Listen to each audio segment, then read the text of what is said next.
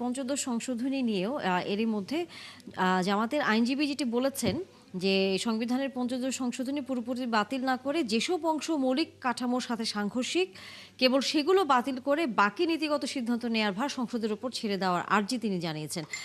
Salauddin IB একটু বলবেন আমাদেরকে যে পুরোপুরি বাতিল না করে যেসব অংশ মৌলিক কাঠামোর সাথে সাংঘর্ষিক আপনারা বলছেন, সেখানে কোন কোন বিষয়গুলো সাংঘর্ষিক মনে হচ্ছে আপনাদের? প্রথমত হলো আসলে যিনি আইনজীবী শিশিরমণি সাহেব বলেছেন, তার পুরো বক্তব্য আমার দেখার সুযোগ হয়নি এবং এই বিষয়টিতে আমার খুব বেশি এখন পর্যন্ত চিন্তা করার সুযোগ হয়নি। তবে আমার কাছে যতটুকু মনে হয় যে তিনি এটার যৌক্তিকতা বিচারের চিন্তা থেকেই পুরোপুরি বাতিলের যেই সংস্কৃতি সেখান থেকে ফিরে এসে দেশের প্রয়োজনে দেশের সংবিধানকে সমুন্নত রাখার প্রয়োজনে যেটা যৌক্তিকভাবে রাখা যায় সেই ব্যাপারে তিনি কথা বলেছেন। হয়তো তিনি মোটামুটি বেশ আলোচিত এবং বিজ্ঞ আইনজীবী হিসেবে পরিচিত। দলীয় পরিচয়ের বাইরেও তিনি মোটামুটি সব দলের কাছেই সমাদৃত একজন আইনজীবী। সুতরাং তার বক্তব্যের জায়গায় যথাযথ থাকতে পারে, তবে আমি এই বিষয়ে এখন পর্যন্ত খুব বেশি মানে অবগত নই। জি। যেরকম সুবর্ণ, আপনার কাছ থেকে যদি বিষয়টা একটু আমরা জানি। আমি যতটুকু দেখেছি যে সুপ্রিম জুডিশিয়াল কাউন্সিল সহ আরো কিছু অনুচ্ছেদ যেগুলো ওনারা রাখার কথা বলেছেন, যে এগুলো রেখে সংসদে বাকি যে বিষয়গুলো এগুলো নিয়ে সংসদে একটা তর্ক বিতর্কের মধ্য দিয়ে একটা একটা সবার সম্মতিতে একটা সংশোধনী তারা আনার কথা বলেছেন, যেটা ওনাদের বক্তব্য অনুযায়ী যেটা করলে দীর্ঘদিন আর আগামী যে সামনের দিনগুলো এগুলো নিয়ে এটা নিয়ে খুব বেশি আলোচনা বা সমালোচনার দিকে তারা যেতে চান না। এবং একটা মানে নির্বাচন কিভাবে হবে তত্ত্বাবধায়ক সরকারের অধীনে সেটার একটা রূপরেখাও তারা এর মধ্যে দিয়ে প্রণয়ন করবেন, যেটা আগামী দিনে আপনার কোনো রকম বিতর্কের জন্ম দিবে না, এবং সেই কথাটাই মূলত ওনারা বলার চেষ্টা করেছেন। আচ্ছা। আমিনুল ইসলাম খান, সেটি হচ্ছে যে একটি কথা আবার একই সাথে এসছে, সেখানে বলছিলেন যে সরকারের অথবা একই সাথে যদি বিচার বিভাগের এই বিষয়গুলো নিয়ে তেমন কোনো ধরনের বিতর্কের মধ্যে না, যেখানে আদালত মানে হস্তক্ষেপ করা উচিত না বলে বলা হচ্ছে, এটি পুরোপুরি সংসদের উপরে ছেড়ে দেওয়ার কথা বলা হচ্ছে। এখানে বারবারই বিরোধী দল বলে যে বিচার বিভাগ স্বাধীন এখনো হয়নি, আগের ধারাতেই বিচার বিভাগ চলছে। কারণ তারা তো বলেছিলেন যে স্বাধীন বিচার বিভাগের যে সচিবালয় হওয়ার কথা সেটি তো আসলে আপনারা বাস্তবায়ন করেননি। সেই জায়গায় একটুখানি তাদের ভিতরে মনে হয় যে সরকার বোধহয় এখানে আসলে ওনাদের নিজেদের উপর কনফিডেন্সটা খুবই কম। ওনারা অস্থির হয়ে গেছেন সকল ক্ষেত্রেই। আমি জানি না এর পিছনে তাদের কি কারণ বা উদ্দেশ্য রয়েছে, কিন্তু আমি আপনাদেরকে বলবো, বাংলাদেশের কল্যাণে, বাংলাদেশের জনগণের স্বার্থে বিএনপি এবং বিএনপির সরকার বর্তমানে এবং অতীতে জনগণের কল্যাণে যে যে সংস্কার করা দরকার প্রত্যেকটা সংস্কার কিন্তু করেছে। আমি আপনার বলি যে আমাদের নেতা আদর্শের জনক শহীদ রাষ্ট্রপতি জিয়াউর রহমান ক্ষমতায় আসার পর কিন্তু বাকশাল বিলুপ্ত করে উনিই কিন্তু বহুদলীয় গণতন্ত্র বাংলাদেশে চালু করেছিলেন। উনি যদি বহুদলীয় গণতন্ত্র না চালু করতেন তাহলে কিন্তু বাংলাদেশ আওয়ামী লীগ এবং জামাত ইসলাম কোনোটাই কিন্তু রাজনীতি করার সুযোগ ছিল না। তাহলে উনি যেটা করেছেন সেটা কিন্তু দেশের স্বার্থে, গণতন্ত্রের স্বার্থেই সেটা বিএনপি করেছে, বিএনপি সরকার করেছে। 91-এ দেখেন বেগম খালেদা জিয়া সরকারে আসার পর উনি কিন্তু বাংলাদেশের অসংবেদিত নেত্রী, এবং উনি জীবনে কোনোদিন নির্বাচনে পরাজয় বরণ করেন। উনি যদি তখন মনে করতেন যে আমি রাষ্ট্রপতি হব, তখনও কিন্তু রাষ্ট্রপতি সরকার বিদ্যমান ছিল।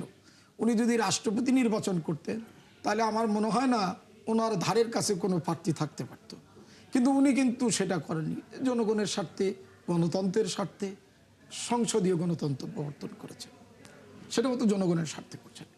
আজকে পঞ্চম সংশোধনীর মাধ্যমে শেখ হাসিনার ফ্যাসিস্ট সরকার নির্বাচন ব্যবস্থাকে একদম ধ্বংস করে দিয়েছিল, কিন্তু বিএনপি কিন্তু তত্ত্বাবধায়ক সরকার ব্যবস্থা প্রবর্তন করছে। এখন আমিও মনে করি ওনারা যে ভয়ের মধ্যে আছেন বা যেটা চিন্তা করছেন, জনগণের কল্যাণে, জনগণের স্বার্থে, দেশের জন্য যেটা মঙ্গলজনক, আমি মনে করি আমাদের প্রধানমন্ত্রীর নেতৃত্বে ইনশাল্লাহ সেটা বাস্তবায়ন হবে। উনিরা যখন এটা দেখতে পাবেন তখন ওনাদের কনফিডেন্স বাড়বে। নিশ্চয়ই আমরা বলতে পারি যে বহুদলীয় গণতন্ত্র শহীদ রাষ্ট্রপতি জিয়াউর রহমান দিয়েছে, সংসদীয় গণতন্ত্র বেগম খালেদা দিয়েছেন, এবং আগামী দিনে আমাদের প্রধানমন্ত্রী তারেক রহমানের নেতৃত্বে উদার, মানবিক, গণতান্ত্রিক বাংলাদেশ প্রতিষ্ঠা হবে। ওনারা যে আশঙ্কাগুলো করছেন যে আমাদের মূল দরকার ভোটাধিকার, আমাদের মানবাধিকার, আমাদের গণতন্ত্র, এগুলি যাতে আরো সুন্দর হয়, ভবিষ্যতে যাতে আমরা কিন্তু এরই মধ্যে নিশ্চয়ই আপনারও অবহিত আছে যে আমরা জানি যে এনসিপির যে কর্মসূচি তারা দেশব্যাপী হচ্ছে পালন করছে, সেখানে সাভারে বিস্ফোরণের মতো ঘটনা ঘটেছে এবং দুজনকে গ্রেফতারও করা হয়েছে। এই যে তখন থেকে এক ধরনের নিরাপত্তাহীনতার, সরকার অন্যান্য রাজনৈতিক দলকে বলছে যে সবাই এখন নিজেদের মতো করে কর্মসূচি করতে পারবে, নিজেদের মতো করে কথা বলতে পারবে, কিন্তু নিরাপত্তার জায়গাটি সরকার এখনও তাদেরকে দিতে পারেনি। সেখানে আমরা জানি যে সামনে স্থানীয় নির্বাচন আছে, সেটা তার অনেক বড় এক ধরনের নির্বাচন বলা যায়। না, কালকের যে ঘটনাটা সেটা কিন্তু আমি টিভিতেও দেখেছি যে তাৎক্ষণিকভাবে এটা তদন্ত করার জন্য এসপি মহোদয় নিজে ওখানে গিয়েছেন এবং তখন ওখানে দাঁড়িয়ে উনি 3 সদস্যের একটা কমিটি করে দিয়ে এসেছেন যে আসলে ভালোভাবে তো আমরা বলতে পারি না যে অন্য সরকারের মতো কারোর দায় আমরা চাপাইতে চাই না। উনি কিন্তু সেই কারণে তদন্ত করে দিয়ে আসছেন এবং প্রশাসন ইতিমধ্যেই 2 জনকে কিন্তু গ্রেপ্তার করেছেন। তাদের রাজনৈতিক পরিচয় নিশ্চয়ই ইতিমধ্যে আপনারা শুনেছেন। এখন এটা তাদের আভ্যন্তরীণ বিষয় কিনা সেটাও কিন্তু আমরা বলতে চাচ্ছি না, কিন্তু যারা গ্রেপ্তার হয়েছেন তারা যে 2 জন, তাদের স্বীকারোক্তির মধ্যে দিয়ে কিন্তু তারা কিন্তু ওই দলেরই সমর্থক। এখানে কিন্তু যে আমরা আমাদের উদাসীনতা বা আমরা কারো নিরাপত্তাহীনতায় ভোগ, এটা কিন্তু আমাদের সরকার চায় না, যার কারণেই কিন্তু তাৎক্ষণিকভাবে সরকার পদক্ষেপ নিয়েছেন। সামনে যেহেতু স্থানীয় সরকার নির্বাচনের বিষয়টি আছে এবং আপনারা সহ সবাই সেখানে অংশগ্রহণের এরই মধ্যে নানা প্রস্তুতি নিচ্ছেন, সামনের দিনে কোনো ধরনের এই হামলার বা কোনো ধরনের নিরাপত্তাহীনতার আশঙ্কা আপনারা করেন কিনা? কারণ এনসিপির এই কর্মসূচি তো আগে থেকে ঘোষিত, তাহলে যেসব জায়গায় তাদের সমাবেশ বা কর্মসূচি পালন করার কথা সেই খবরটি তো প্রশাসনের কাছে, পুলিশ প্রশাসনের কাছে তো আছে, তাহলে আগেই কেন হচ্ছে এই যাদেরকে ধরা হলো বা এই ধরনের ব্যক্তি যারা এখনো রয়ে গেছে তাদের বিষয়ে কেন হচ্ছে আগে থেকে কোনো পদক্ষেপ নেওয়া হয়নি বলে আপনি মনে করেন? ধন্যবাদ আপনাকে আবারও। দেখুন, দেশের আইন শৃঙ্খলা পরিস্থিতি ভয়াবহ অবনতি হয়েছে, এটা একেবারে সংসদে একাধিকবার আলোচিত হয়েছে। টিআইবি সহ বেশ কয়েকটি প্রতিষ্ঠান বিভিন্ন ধরনের বক্তব্য এবং রিপোর্ট তারা প্রকাশ করেছে, পত্রিকাগুলোতে আসছে যে 100 দিনে 605 খুন হয়েছে এবং মানে আইন শৃঙ্খলা পরিস্থিতির অবনতির ঘটনা নিয়ে সংসদে আমি মানে প্রায় অর্ধশতাধিক এমপি মহোদয় সহ মন্ত্রীদেরকে পর্যন্ত বক্তব্য দিতে দেখেছি যে এলাকায় মাদক এই ধরনের কর্মকাণ্ডগুলো এত বেশি বৃদ্ধি পেয়েছে যে তারা এলাকার জনগণের পক্ষ থেকে নানাবিধ ইয়ে পাচ্ছেন। এই পরিস্থিতি উত্তরণের জন্য সরকারের যে মানের উদ্যোগ গ্রহণ করা দরকার, সরকার স্বয়ং একাধিক মন্ত্রী তাদের বক্তব্য বলেছে যে এই উদ্যোগগুলো তারা নিয়েও চেষ্টা করে পাচ্ছেন না। কারণ হলো সর্ষের মধ্যে ভূত আছে, এই কথাটা মন্ত্রী স্বয়ং বলেছেন যে সর্ষের মধ্যে ভূত আছে। এটা নিয়ে একাধিক টকশোতেও কথা হয়েছে, বিভিন্ন ধরনের সরকারি বা বিভিন্ন ধরনের ব্যক্তিরা তারাও বলছেন যে আইন শৃঙ্খলা বাহিনীর যে সদস্যরা এখন রয়েছেন তারা নানাভাবে ফ্যাসিস্ট আমলের সাথে সম্পৃক্ত ছিলেন, তাদের কাছ থেকে যে পর্যাপ্ত সহায়তা অনেক ক্ষেত্রে সরকার পাচ্ছে বলে অনেকেই মনে করছে না। এটা বিশ্লেষকদের অনেকের মতামত, এটা একটা অন্যতম কারণ। দ্বিতীয়ত হলো আমি মনে করি বিশেষভাবে যে এনসিপির কর্মসূচি, এটাকে সরকার কতটুকু গুরুত্বের সাথে নিয়েছে, তারা কি সেই গুরুত্ব দিয়ে সেই প্রস্তুতি নিরাপত্তা সেটা নিয়েছে কিনা। যেমন এসপি সাহেব এখানে পরে গিয়েছেন ঘটনার পরে, কিন্তু ঘটনা আগে সেখানে ওসি বা এসআইরাও গিয়েছে কিনা, এসপি তো পরের কথা। সেটা একটু খোঁজখবর নেওয়া দরকার। এটা যদি না গিয়ে থাকেন তাহলে আমি মনে করবো এখানে যথেষ্ট গাফিলতি রয়েছে, যথার্থ প্রস্তুতির যথেষ্ট ঘাটতি রয়েছে, সদিচ্ছার অভাব সেখানে রয়েছে। এই বিষয়গুলো যদি না দেখা যায় তাহলে হয়তো আগামীতে যে নির্বাচনের কথা বলছেন সেটা খুব বেশি সহজ হবে না, এবং অনেক বেশি রক্তাক্ত যুদ্ধাঙ্গী পরিবেশ তৈরি হওয়ার ক্ষেত্রে আমি মনে করি এই গাফিলতিগুলো কাজ করবে। আর আইন শৃঙ্খলা পরিস্থিতির অবনতি যে সময়গুলোতে বিশেষভাবে তৈরি হয়, তন্মধ্যে অন্যতম হলো নির্বাচন।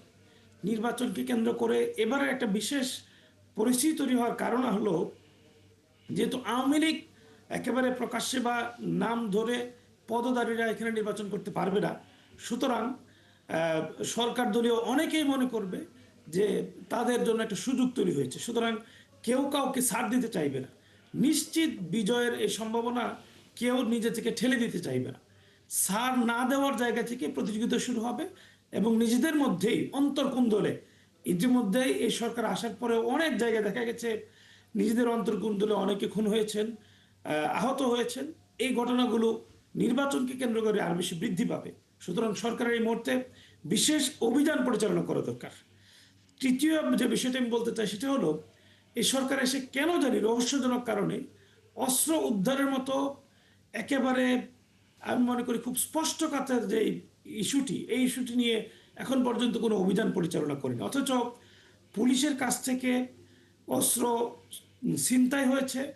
তৎকালীন সরকার বিভিন্নভাবে অনেক সাধারণ জনগণের কাছে সেই সময় আন্দোলন দমন করার জন্য অস্ত্র তুলে দিয়েছে, এমনকি স্নাইপার তুলে দিয়েছে, এরকম সংবাদ পর্যন্ত গণমাধ্যমে এসেছে। কিন্তু এগুলো উদ্ধারের জন্য কার্যকর কোনো পদক্ষেপ, বিশেষ অভিযান, যৌথ বাহিনীর কোনো অভিযান এখন পর্যন্ত পরিচালিত হয়নি। এটা নিয়ে একাধিকবার বিভিন্ন মহল থেকে কথা এসেছে, সংসদে ওটা নিয়ে নোটিশ আকারে স্বরাষ্ট্রমন্ত্রীকে বলা হয়েছে। স্বরাষ্ট্রমন্ত্রী কথাও দিয়েছিলেন যে 30শে এপ্রিলের পরে একটি অভিযান পরিচালিত হবে, কিন্তু এখন পর্যন্ত অভিযান পরিচালিত হয়নি। এগুলো আমাদের জন্য আশঙ্কাজনক। আমি সবশেষে যেটা বলতে চাই যে আসলে স্বরাষ্ট্রমন্ত্রী মহোদয় অনেক বেশি আমি বলবো তার রাজনৈতিক যেই দূরদর্শিতা বলেন, চিন্তার জায়গা থেকে বলেন, অনেক বেশি পরিপক্ক, কিন্তু স্বরাষ্ট্র মন্ত্রণালয় পরিচালনায় তিনি পরিপক্কতার পরিচয় কতটুকু দিতে পেরেছেন এটা কিন্তু খুব বেশি প্রশ্নবিদ্ধ হয়েছে। এবং তিনি আপনাদের এটা দৃষ্টিতে কি অস্বীকার মনে করার হয় উনি কারণে কি ওনার তিনি মন্ত্রণালয় পরিচালনা করতে পেরেছেন বা পারছেন সংসদে ঠিক অস্বীকার মতো? করেছেন যে আইন শৃঙ্খলা পরিস্থিতির অবনতি হয়নি। এটা অস্বীকার করার কারণে তিনি এই বিষয়টি কতটুকু গুরুত্বের সাথে নিচ্ছেন এটা নিয়েও কিন্তু বড় ধরনের প্রশ্ন তৈরি হয়েছে। আপনাদের কাছে কি মনে হয় যে আইন শৃঙ্খলা পরিস্থিতি বা স্বরাষ্ট্র মন্ত্রণালয়ের দায়িত্বের স্বরাষ্ট্রমন্ত্রী কি তার মন্ত্রণালয় ঠিকমতো পরিচালনা করতে পারছেন? নিঃসন্দেহে এটা নিয়ে প্রশ্ন তৈরি হয়েছে। যেহেতু আইন শৃঙ্খলা পরিস্থিতির অবনতি হয়েছে, এই অবনতির বিবেচনা যদি আমরা করি তাহলে তিনি যেহেতু দায়িত্ব রয়েছেন তার দায়িত্বের ক্ষেত্রে শতভাগ তিনি সফল হয়েছেন, কার্যকরী ভূমিকা রাখতে পারছেন, এটা আমরা মনে করতে পারছি না। জি। উনি যে প্রথমে এই যে মাদকটা নিয়ে যে বিষয়টা উনি উপস্থাপন করলেন, ইতিমধ্যেই তো আমাদের দেশে যে বর্তমান বিদ্যমান আইনটা আছে সেই আইনের বিভিন্ন ধারা দিয়ে মাদক কারবারিরা গ্রেপ্তার হইলেও বের হয়ে আসে, অর্থাৎ আইনের দুর্বলতা রয়েছে। ইতিমধ্যেই কিন্তু এই আইনটা সংশোধনী করার জন্য উদ্যোগ নিয়েছেন, এবং মাদক প্রতিরোধ আইন বা মাদক নিয়ন্ত্রণ করার জন্য যে সকল কর্মকর্তারা রয়েছেন, যা প্রশাসন রয়েছেন, তারা কিন্তু নিরস্ত্র, আর মাদক ব্যবহারকারীরা কিন্তু সশস্ত্র। অতএব নিরস্ত্র প্রশাসন সশস্ত্র মাদক কারবারীদেরকে গ্রেফতার করাও কিন্তু খুব কঠিন। এই জন্য আইনের সংশোধন করার জন্য চেষ্টা চলছে, এবং সেটা ইতিমধ্যেই বিল আকারে আসছে, এবং আশা করছি যে আপনাকে তো আগে আটঘাট বেঁধে নামতে হবে। আইনটা যদি ওরকমই থাকে সেই আইন দিয়ে কিন্তু আপনি আবার সেই ধরলে আবার তারা কিন্তু বেরিয়ে আসবে। এই জন্য আইনটা আমাদের আরো সংশোধন করা উচিত। যারা ওই দায়িত্বে থাকেন তাদের প্রশিক্ষণের দরকার, তাদের আর সশস্ত্র দরকার। এগুলোর জন্য যেমন আইন সংশোধনের জন্য সেটা কিন্তু আন্তরিকতার স্বার্থে সরকার করছে। এখন ওনারা মানে আলাদিনের চেরাগের মতো মনে করেন যে ঘষা দিব সঙ্গে সঙ্গে সব হয়ে যাবে। আর একটা কথা আমি বলি, ওনারাও নিশ্চয়ই জানেন, দেশবাসীও জানেন, এই 15 বছর পুলিশ প্রশাসনে কিভাবে আওয়ামীকরণ করা হয়েছে। যে পুলিশ প্রকাশ্যে জনতার উপর গুলি করেছে, ওনাদের আমাদের অনেকেই গুলি করে হত্যা করেছে, পুলিশ করেছে। সেই প্রশাসনকে যদি আপনি, সেই প্রশাসনের লোকজন তারা তো এখনো অনেকটাই রয়ে গেছে, তা আপনি রাতারাতি কি তাদেরকে দিয়ে আপনি 100% কন্ট্রোল করতে পারবেন? একটা কথা আছে না যে শস্যের মধ্যে ভূত আছে। আসলে আপনি, আমরা তো প্র্যাকটিক্যালি অনেক সময় দেখি যে আপনি পুলিশকে বলবেন, দেখা যাবে যে পুলিশের মধ্যে বেশিরভাগ লোকই তো ফ্যাসিস্টের অনেক লোক রয়ে গেছে, তারা একজন দুইজন থাকলেই তো ইনফরমেশন দিয়ে দেয়, আপনি চাইলেই তো তাৎক্ষণিকভাবে প্রতিকার করতে পারতেছেন না, তাদের গ্রেপ্তার করতে পারছেন না। তো এগুলো তো আপনার পরিবর্তন করার জন্য সময় লাগবে। আপনি উনিকে অস্বীকার করতে পারবেন যে যারা বিগত সময় অন্যায়ভাবে গুলি করত বা বিএনপি বা ওনাদেরকেও নির্যাতন করেছে, সেই কিছু যে পুলিশ, বিপদগামী পুলিশ, তারা কি এখনো রয়ে গেছে? কিন্তু তাদের তো বিরুদ্ধে তাদেরকেও তো চিহ্নিত করতে হবে, হয় তাদেরকে সংশোধনও করতে হবে। মানে সেই চিহ্নিত বা সংশোধনের তো উদ্যোগটা চলছে তো, আপনি ইতিমধ্যেই লোকছেন যারা এই ধরনের অপকর্মের সাথে জড়িত, বিগত 18 সালের নির্বাচনে যারা একেবারে রাতের ভোট, দিনের ভোট রাতে করেছে, তাদেরকে কিছু কিছু চিহ্নিত করে তো তাদের বিরুদ্ধে ব্যবস্থা নেওয়া হচ্ছে। তো আপনাদের সময় দিতে হবে। আমি তো একটা ফু দিলাম আর সব পরিষ্কার হয়ে গেল, এটা তো চিন্তা করা যায়। এখানে আলিম ভাই, এখানে আমার একটা বিষয়, সেটা হচ্ছে আপনি এই যে জুলাই অভ্যুত্থানের পরে 1855টা কিন্তু মামলা হয়েছে, এবং এর মধ্যে 799টা হচ্ছে হত্যা মামলা, আর 1056টা হচ্ছে হত্যা চেষ্টা বা অন্যান্য। এখন এর মধ্যে মাত্র কিন্তু 7টা মামলার রায় হয়েছে এবং 16 জনকে দোষী সাব্যস্ত করে তাদের বিরুদ্ধে রায় হয়েছে আর কি, তাদের মৃত্যুদণ্ড। আর 798টা থেকে 5074 জনকে কিন্তু আবার অব্যাহতিও দেওয়া হয়েছে, আর টোটাল চার্জশিট দেওয়া হয়েছে 106টা। এখন এইভাবে যদি এগুলো কিন্তু আপনার লাস্ট যে ইন্টারিম থেকে কিন্তু এই জিনিসগুলো শুরু হয়েছে, দেখেন এটা যদি আরো একটু বেগবান করা না যায়, তাহলে আপনি কিন্তু এই মানে বিচারটা কিন্তু আপনি অসমাপ্ত রেখেই মানে মেয়াদ শেষ করতে হবে। তো সেই জন্য আপনাদের কি এই যে বিচার ত্বরান্বিত করার জন্য আপনাদের না কি না, সেটা পরিকল্পনা বিচার সেটা? ত্বরান্বিত করার জন্য তো পদক্ষেপ আছে। আর সবচেয়ে আপনি নিশ্চয়ই জানেন এটা বাস্তবতা, আপনি যদি তড়িঘড়ি করে করেন তখন আবার বলবো যে তদন্তই করে আন্তর্জাতিক নাই, মান হয় নাই। মন মতো আপনার রায় দিয়েছে। একটা আপনাকে তো এমনটা করতে হবে যেটা আপনি বিতর্কিত না হন, আপনি তদন্ত করতে হবে, প্রশ্নবিদ্ধ না হয়। তদন্ত করে তো আপনাকে সঠিক সিদ্ধান্ত নিতে হবে। মামলা হয়েছে, আমরা যদি এখন ঘরোয়াভাবে মামলা সঠিক তদন্ত না করে রায় দেয়, তাহলে আপনারাই 2 দিন পরে বলবেন যে বিএনপি ইচ্ছা মতো মানুষজনকে সাজা দিয়ে ধরেন যাচ্ছে। ট্রাইব্যুনালের সংখ্যা বা হ্যাঁ, এগুলো যদি সেইটা বাড়িয়ে যদি করা ট্রাইব্যুনালের যায়। সংখ্যা বা আপনার হাইকোর্ট বাড়ানোরও আলাপ আলোচনা চলছে। বেঞ্চ কারণ টেঞ্চ বাড়িয়ে, হ্যাঁ, তো এই কারণে মানে বিষয়টা হচ্ছে, আমি একটাই বলবো, আসলে মানুষ দৃশ্যমান শাস্তি দেখতে চায়। সেটাই। না আপনি দেখলেন যে দৃশ্যমান রামিসা হত্যা 15-17 দিনের মধ্যে কিন্তু রায় হয়েছে। হ্যাঁ, সেটা তো ঠিক ভাইরাল আছে, হওয়ার পরে, এক্সেপশনাল। হ্যাঁ, এখন ঘটনা হলে আপনি চাইলেই তো সবগুলো এক্সেপশনালি করতে পারবেন না। আপনাকেও তো আবার মানব অধিকার আছে, আন্তর্জাতিক বিভিন্ন সংস্থা আছে, সেই মানদণ্ড আছে, সবকিছু মিলেই কিন্তু করতে হবে। আমি আজকে আমাদের সরকার এটা তাৎক্ষণিকভাবে রায় দিয়ে দিল, পরবর্তীতে দেখা গেল যে সে ভবিষ্যতে এই রায়টা আপনি টিকতেছে না। অতএব আপনি যদি প্রকৃত অপরাধীদের সাজা দিতে চান, তাহলে সূক্ষ্ম এবং সুন্দর স্বচ্ছ তদন্ত করে তাদেরকে যেহেতু সরকারের লক্ষ্য প্রকৃত অপরাধীকে সাজা দেয়া, কিন্তু সেখানে আজকে যখন তথ্য উপদেষ্টা বলেছেন যে যেহেতু দল হিসেবে আওয়ামী লীগের যেই নিষিদ্ধ বা তাদের যেই কর্মকাণ্ডের উপর যেই বাধাটি আছে, সেখানে যদি প্রমাণিত না হয় তাহলে তাদের আবার কার্যক্রম শুরু করবার বা তাদের নেতাকর্মীরা আবার সাংগঠনিকভাবে বিভিন্ন কার্যক্রমে অংশ নিতে পারবে, সেই জায়গায় তো এক ধরনের শঙ্কার জায়গা কি তৈরি হয় না? আমি আর রেফারেন্স আমি বলবো না, আমি যেটা উনি বলবো যে ওনারা তো যে আওয়ামী লীগকে নিষিদ্ধ করার জন্য অন্যান্য ব্যাপার নিয়ে যেমন তৎপর, জুলাই বিপ্লব নিয়ে যে সারাক্ষণ তারা অস্থির, আমরা তো ওনাদের মধ্যে সেইটা দেখি না যে আওয়ামী লীগকে নিষিদ্ধ করার জন্য ওনারাও তো আরো জোরালো উদ্যোগ নিতে পারে, রাজপথে মিছিল করতে পারে বিভিন্ন, কই তা তো দেখি না। ওনাদের কিন্তু মধ্যে তো এটা ওনাদের তো মধ্যে যে বলবে সরকারের এখানে উপর তো আগে এখানে প্রথমে বললো আসে। ওখানে ওনাদের তো আমি সংসদে কোনোদিন দাঁড়ায় বলতে দেখলাম না যে আওয়ামী লীগের নিষিদ্ধ করা হোক, বা রাজপথেও আমি এখন তো দেখি নাই যে আওয়ামী লীগের নিষিদ্ধ করা হোক। বরং ওনারাই প্রথম দিকে বলছেন, আগস্ট মাসে বলছেন যে তাদেরকে ক্ষমা করে দেওয়া যেতে পারে। ওনাদের আমির সাহেবই কিন্তু বলছে, আমরা কিন্তু বলি নাই। তো আমরা তো আমাদের কথা হচ্ছে যে ওনারা অন্যান্য ব্যাপারে যত মানে তৎপর সংসদে এবং সংসদের বাইরে, কই আওয়ামী লীগ নিয়ে তো তাদের কোনো সংসদেও দেখি না, রাজপথেও তো দেখি আমরা না। নিশ্চয়ই এটার উত্তরটা নিতে চাই সালাউদ্দিন নাইবি। জি আসলে বলতে হয় যে তিনি আসলে বিষয়টি খেয়াল করেছেন কিনা নাকি জেনেও এটাকে অস্বীকার করছেন। আওয়ামী লীগ কার্যক্রম এখন নিষিদ্ধ, এটা তিনি জানেন কিনা আমি জানি না।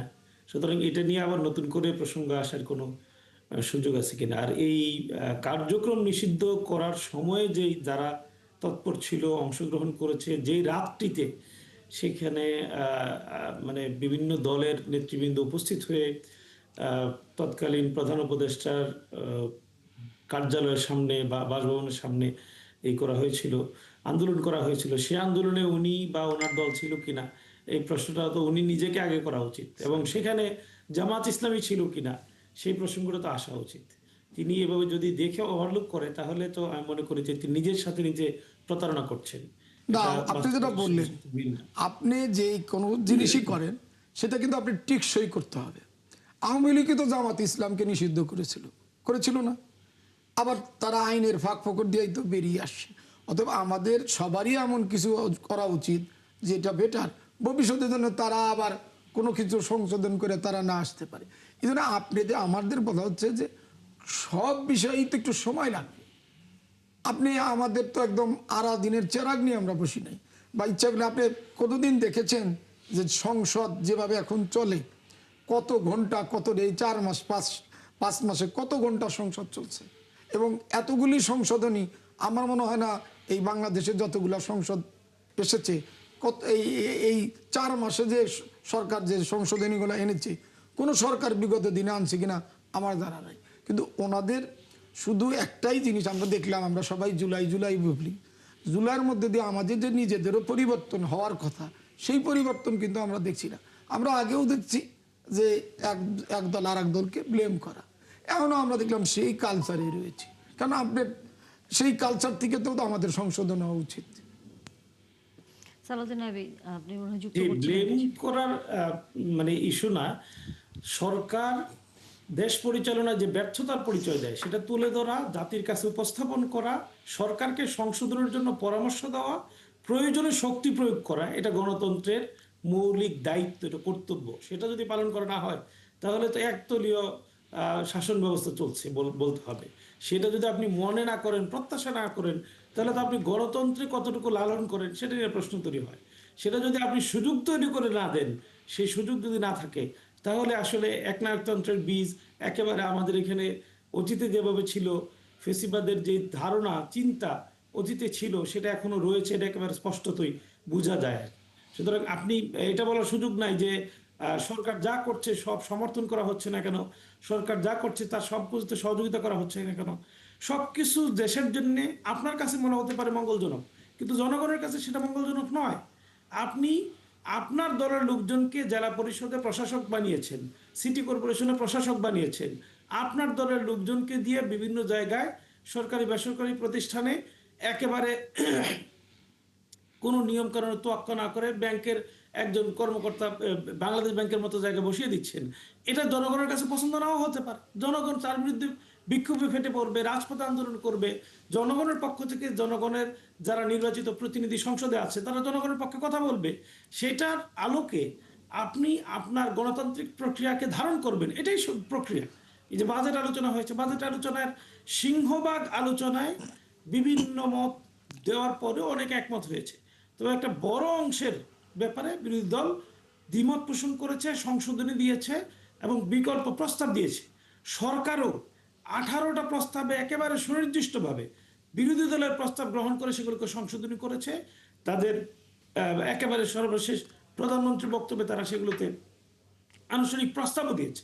সুতরাং বোঝা যায় যে গণতান্ত্রিক প্রক্রিয়ার মধ্য দিয়ে সংশোধনের জন্যে সরকারকে তার কার্যক্রমে সহায়তার জন্যেও বিভিন্নভাবে বিরোধী দল, জনগণ নানাভাবে বিরোধিতা করে, সংশোধনের জন্য রাজপথে আন্দোলন করে। এটা বিরোধিতা না, এটা লেগে থাকা না, এটা বাস্তব, এটা যৌক্তিক। এটা না হলে আসলে দেশ ভালোভাবে চলবে না। খেয়াল করে দেখেন, আজকেই সংসদে একটা বিল পাস হলো, বিল পাস উত্থাপিত হয়েছে এবং কমিটিতে প্রেরণের জন্য সিদ্ধান্ত হলো, সেটা হলো বগুড়ায় পূর্ণাঙ্গ বিশ্ববিদ্যালয়। আমি মনে করি বগুড়ায় পূর্ণাঙ্গ বিশ্ববিদ্যালয় হওয়া দরকার, কিন্তু এইটা এত গুরুত্বপূর্ণ হইল যে জুলাই সনদ বাস্তবায়ন করার আগে এই বিলটা আনা হলো যে বগুড়ার পূর্ণাঙ্গ বিশ্ববিদ্যালয়, অর্থাৎ বগুড়ার বিশ্ববিদ্যালয়টা হলো গুরুত্বপূর্ণ, কিন্তু জুলাই সংস্কার বাস্তবায়নটা তো গুরুত্বপূর্ণ। আমরা আপনি খুবই কষ্ট পেয়েছি। আপনি ফ্যাসিস্ট সরকারটা হচ্ছে আপনার 14 সালে তারা ভোটারবিহীন একটা নির্বাচনের মাধ্যমে ক্ষমতায় আসছে। মানে 154 জন তারা বিনা ভোটেই নির্বাচিত হয়েছে, বিরোধী দল আমরা অংশগ্রহণ করি নাই। 18 সালে তারা দিনের ভোট রাতেই তারা শেষ করেছে। 24 সালেও তারা ওই ধরনের একটা নির্বাচন করছে। তাদেরকে আমরা ফ্যাসিস্ট বলি। আর ওনারা 4 মাস যায় নাই, ওনারা আমাদের আজকেই ফ্যাসিস্ট বলে। এটা আসলেই আপনি বলেন যে আমরা সর্বশ্রেষ্ঠ একটা নিরপেক্ষ নির্বাচনের মধ্যে দিয়ে আমরা ক্ষমতায় আসলাম। সরকারের বয়স 4 মাস, ওনারা আমাদের সাথে আওয়ামী লীগের কিন্তু তুলনা যেটি করেন। ওনাদের না, না, আপনি বক্তব্য বলেন, যে এই 4 মাসেই ওনারা ফ্যাসিস্টদের আমাদেরকে যে ধারা, ফ্যাসিস্ট বানায় ফেলছে। সেইটা ওনারা আপনারাও আমাদের- ফলো করছেন। ওনাদের কাজটাই হচ্ছে তোকমা লাগানো, যে একটা মিথ্যা তোকমা লাগায়া ওনারা ক্ষমতায় আসতে চান। আরে বাবা, ক্ষমতায় আসেন ভালো কথা, জনগণের সমর্থন নিয়ে আসছেন। এবারে তো অনেক চেষ্টা করছেন, আপনারা সরকার গঠন করছিলেন, আপনারা আমাদের বিরোধী দলে আসার জন্য আহ্বান জানাইছিলেন, বেস্তের টিকিটও দিয়েছিলেন, বাংলা ইসলামী ব্যাংক থেকে আপনারা 11,000 কোটি টাকাও দিয়েছেন। জনগণ কিন্তু আপনাকে সাপোর্ট করে নাই। তা আমার কষ্টটা এখানেই, আমার প্রতিবাদের বিষয়টা এখানেই, যারা আমাদের ভোটারবিহীন সরকারের সাথে আমাদের নির্বাচিত সরকারেরকে আমাদেরকে ফ্যাসিস্ট মনে করে, ফ্যাসিস্ট হিসাবে তুলনা করে।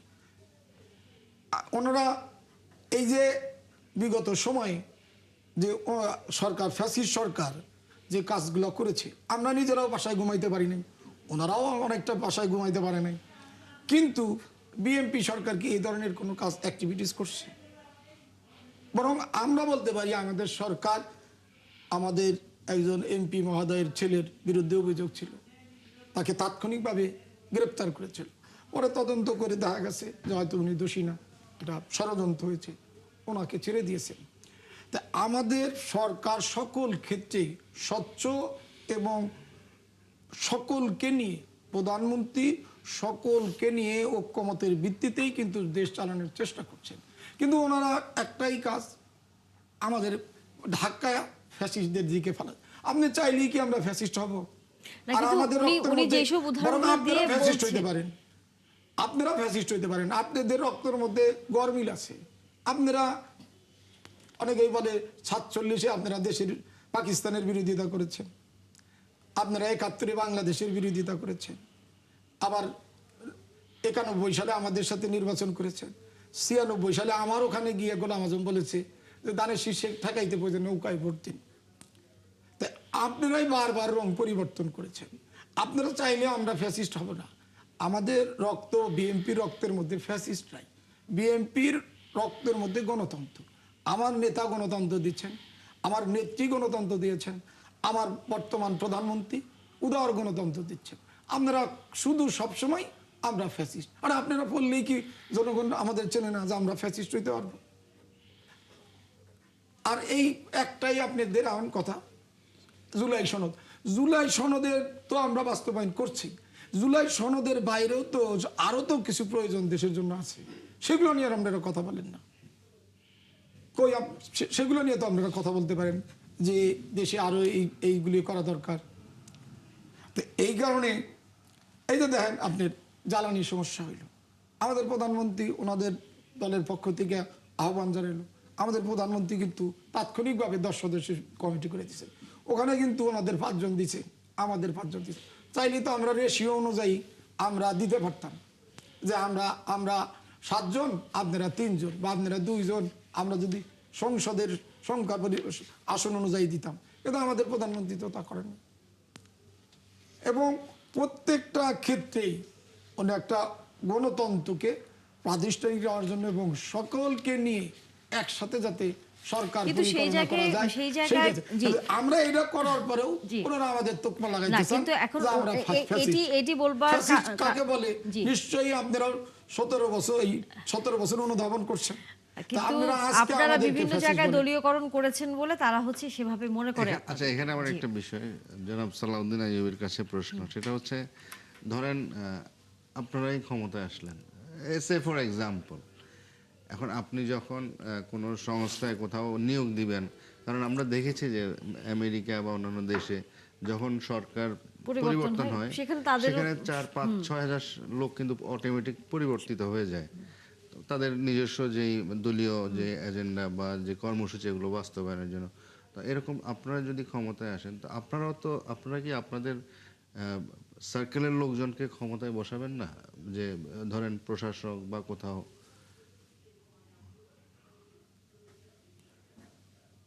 শুনতে পাচ্ছি না, আমরা আপনার কথা শুনতে পাচ্ছি না স্যার। আপনার কথা শুনতে পাচ্ছি না, মিউট করা আছে বোধহয়, না?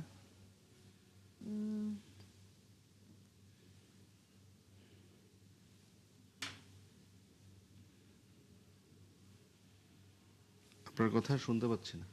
জি, আমরা আশা করি শুনতে পাবো বোধহয় এখন। এখন কি জি শুনতে জি পাচ্ছেন জি আমার কথা? জি জি জি আমি 10 সেকেন্ড একটা প্রশ্ন করতে চাই, সেটা হলো আপনি একটু বলবেন কি যে নিউ ইয়র্ক সিটির মেয়র কোন আমেরিকার প্রেসিডেন্ট নির্বাচিত হয়ে তার দলের লোক দিয়ে বিনা নির্বাচনে নিউ ইয়র্ক সিটিতে প্রশাসক নিয়োগ করেছেন, এরকম একটা ইতিহাস বলেন। না, সেটা তো ডিফারেন্ট, দেশ ভেদে এখানে তাদের অনেক না, না, কিছু আছে। আপনি বলেন, yes or আমি no, যেটা আছে আমি কি এরকম ঘটনা? না, একটা আপনি এরকম দেখেন, ঘটনা কিন্তু আপনি নাই। দেখেন হোয়াইট হাউসে যখন প্রেসিডেন্ট আপনি শুনেন, পরিবর্তিত হয় আমি পুরো সেটআপ নিয়ে সচিবালয়ে- চলে যায়, আমি- সেটা বলছিলাম আমি আমি। বলবো, আমি আপনার উত্তরে আসি। আমি সচিবালয়ে আপনাকে নাম ধরে ধরে বলে দিতে পারবো, জি। পুলিশের কর্মকর্তাদের নাম ধরে ধরে বলে দিতে পারবো, যারা সাবেক ছাত্র দলে বিভিন্ন বিশ্ববিদ্যালয়ের সভাপতি ছিল, ছিল, তারা পদায়ন হয়েছে, সচিবালয়ে দায়িত্ব পালন করছে। এটা নিয়ে আমাদের কোনো কথা নেই। আচ্ছা, কিন্তু যেখানে গণতান্ত্রিকভাবে নির্বাচিত প্রতিনিধিরা দায়িত্ব পালন করার কথা, সেখানে আপনি আপনার দলের লোককে দিবেন, প্রশাসক নিয়োগ করবেন, এবং যাকে প্রশাসক নিয়োগ করেছেন তিনি সদল বলে প্রচার করে বেড়াচ্ছে, এবং সরকারি টাকায়, ওই সিটি কর্পোরেশনের টাকায় বড় বড় বিলবোর্ড লাগিয়ে তিনি প্রচার করছেন যে তিনি আগামীতে এই সিটি কর্পোরেশনের মেয়র হিসেবে নির্বাচন করবেন, তাকে যেন ভোট দেওয়া হয়। তাহলে তো একেবারে স্পষ্ট যে আপনি এই সরকারি টাকায় তাকে মেয়র বানাচ্ছেন আগামী দিনে। এটা কোন ধরনের প্রক্রিয়া? এই প্রক্রিয়া পৃথিবীর আর কোথাও আছে আমার জানা নাই। না এখন এটার আপনি সাথে ওটার তুলনা না, ধরেন- একেবারে কোনোভাবেই সম্ভব না, না। ধরেন আপনার অবাস্তব চিন্তা। ধরেন আপনারা সরকার সচিবালয় তার পরিচালনার জন্য যত জায়গায় দলীয়করণ করা দরকার সেটা করুক, এটা নিয়ে আমাদের তো কোনো কথা নেই। কিন্তু যেখানে নির্বাচন হওয়ার না, কথা, উনি যে নির্বাচন বলতেছেন- এখন দল এটা নিয়ে থাকলে তো এই ধরনের দলীয়করণ কাজ তো তো এমনি পৃথিবীতে হবেই। হয়। মানে দল থাকলে তো দলীয়করণ হবে, সবাই কিন্তু নিজের দলের লোকজনকে কিন্তু প্রমোট করবে, তাই তো? আপনারা আসলে আমরা মনে করি যে আপনারাও, যেহেতু আপনারা আপনার সৎ যোগ্য, আপনারা আপনাদেরও স্লোগান আছে যে সৎ যোগ্য ব্যক্তিকে বেছে নিন, তো আপনারাও তো আপনাদের দলের লোকজনও তো যোগ্য, তো আপনারা যখন ক্ষমতায় আসবেন আপনাদের লোকও তো আপনারা স্বাভাবিকভাবে আপনারা বিভিন্ন জায়গায় আপনারা বসাবেন, নিয়োগ আর দিবেন এই যোগ্যতা নিয়োগটা তো অনুযায়ী। না, আমি একটু এখানে বলতে চাই যে যাদেরকে নিয়োগ দিয়েছেন তারা তো নির্বাচনের আগ পর্যন্ত যেটা একদম পার্মানেন্ট 5 বছরের জন্য তাদের নিয়োগ দেন নাই। এখন আপনি যেটা বলতেছেন দিলেন না, তাহলে তো ফ্যাসিস্টের লোকজনরাই থাকতো। আপনি যদি দেখেন যে এইগুলি যদি আপনি পরিবর্তন না করতেন তাহলে তো ফ্যাসিস্টের লোকজনই থাকতো।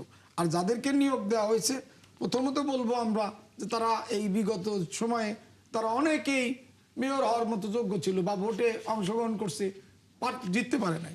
আর এদেরকে নিয়োগ দিয়েছে নির্বাচনের আগ পর্যন্ত। সরকার আপনার স্থানীয় সরকারের নির্বাচন নেওয়ার জন্য ইতিমধ্যেই ঘোষণা দিছে যে শীঘ্রই নির্বাচন হবে, এবং অক্টোবরে মেবি আপনার আগস্ট সেপ্টেম্বরে হয়তো আপনার নির্বাচনের তারিখ তফসিল ঘোষণা করবেন, অক্টোবর থেকে নির্বাচন শুরু হবে। শুরু হবে। তো শুরু হইলেই জনগণের ভোটে যিনি নির্বাচিত হবেন তারাই তো পরবর্তীতে ক্ষমতায় আসবেন। এবং আমাদের কতটুকু দেখেন, আমাদের সরকার স্বচ্ছ যে স্থানীয় নির্বাচনগুলা দলীয় ভিত্তিতে হবে না। তাহলে আমাদের যদি দলীয়করণ করার ইচ্ছাই থাকতো, তাহলে তো আমরা দলীয় মনোনয়ন যে বিগত সরকারের যে নিয়ম নীতি, দলীয় ভিত্তিতে নির্বাচন করা, স্যারের আমরা সঙ্গে নিয়ে আমরা সেটা আসলে- করতেছি না। অন্তর্বর্তী সরকারও তো আপনি দেখেন তারা যখন সচিবালয়ে সচিব নিয়োগ দেন, তারা সেই 20-15-20-30 বছর আগে যারা রিটায়ারমেন্টে চলে গেছেন তাদেরকে তাদেরকেও নিয়ে ফেরত আসছেন। নিয়ে এসে না না, ওই সময় যে আমরা- ওনারা নিয়োগ পাইছে, ওনারা আজকে কষ্ট কেন জানেন? কেয়ারটেকার গভর্নমেন্ট যে নিয়োগগুলা দিছিলেন ওখানে ওনারা খুব ভালো ছিলেন। কারণ বেশিরভাগ নিয়োগ, আমরাও তো, উনিরাও পড়াশোনা করছেন সচিবালয়ে, আমরাও যাই, ওনারাও যায়। ওনারা যে যাদের নিয়োগ দিয়েছিলেন কেয়ারটেকার গভর্নমেন্ট, তারা বেশিরভাগই তো আপনাদের। না, এরপরে অতি সম্প্রতি আপনি দেখেছেন যে সশস্ত্র বাহিনীতে 150 জনকে ভূতাপেক্ষা পদোন্নতি সহ নানান আবার সুযোগ সুযোগ সুবিধা সুবিধা দেওয়া দেওয়ার হয়েছে। সিদ্ধান্ত নেওয়া তো হয়েছে। সেখানেও তো আপনার গোলাম আজম সাহেবের ছেলেকেও তো দুটো প্রমোশন দিয়ে ওনাকে তিনিও আছেন। লেফটেন্যান্ট জেনারেল আমরা আসলে আলোচনাটাই আজকে শেষ করে দিতে হচ্ছে, তবে তুলে রাখলাম, আমরা সামনের দিনগুলোতে কথা বলতে চাই। সালাউদ্দিন আইয়ুবী, অনেক ধন্যবাদ আপনাকে, যুক্ত হয়েছিলেন।